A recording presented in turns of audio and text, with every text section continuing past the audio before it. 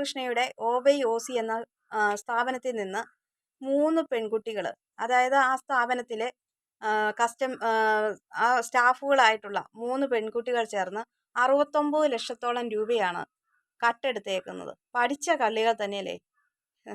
എത്ര നിസ്സാരമായിട്ടാണ്, 1 2 രൂപയല്ല, 69 ലക്ഷം രൂപയാണ് കട്ടെടുത്തിരിക്കുന്നത്. ദിയയ്ക്ക് പറ്റിയത് എന്താന്ന് വെച്ചാൽ, തങ്ങളെക്കാളധികം വിശ്വസിച്ചു. ഓരോ മനുഷ്യരെ നിർത്തേണ്ട സ്ഥലത്ത് നിർത്തിയില്ലെങ്കിൽ ഇതിൻ്റെ അപ്പുറം ഉണ്ടാകും. കാരണം അവർക്ക് യാതൊരു ഇതുമില്ല, ആ ആളുമായിട്ട് യാതൊരു ബന്ധമോ കാര്യങ്ങളോ ഒന്നും വെറുതെ ഉള്ള ഒരു മനുഷ്യർക്ക് കാണുകയില്ല.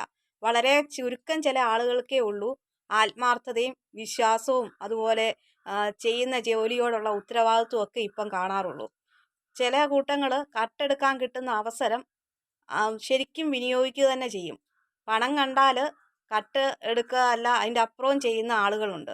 അങ്ങനെയുള്ള ആളുകളാണ് ഈ 3 പെൺകുട്ടികൾ. ഇതിൽ നിന്ന് നമുക്ക് മനസ്സിലാക്കേണ്ടത്, ചില ആളുകളെന്നല്ല, നമ്മുടെ കുടുംബത്തിലല്ലാത്ത ആളുകളെ, വെറുതെ ഉള്ള മനുഷ്യരെ, നമുക്ക് അടുപ്പമില്ലാത്ത ആളുകളെ നിർത്തേണ്ട സ്ഥലത്ത് നിർത്തിയില്ലെങ്കിൽ ഇങ്ങനെയുള്ള വലിയ വിപത്തുകൾ തന്നെ വരുമെന്നുള്ളതിൻ്റെ ഒരു ഉദാഹരണമാണ് ഈ ഒരു സംഭവം തന്നെ.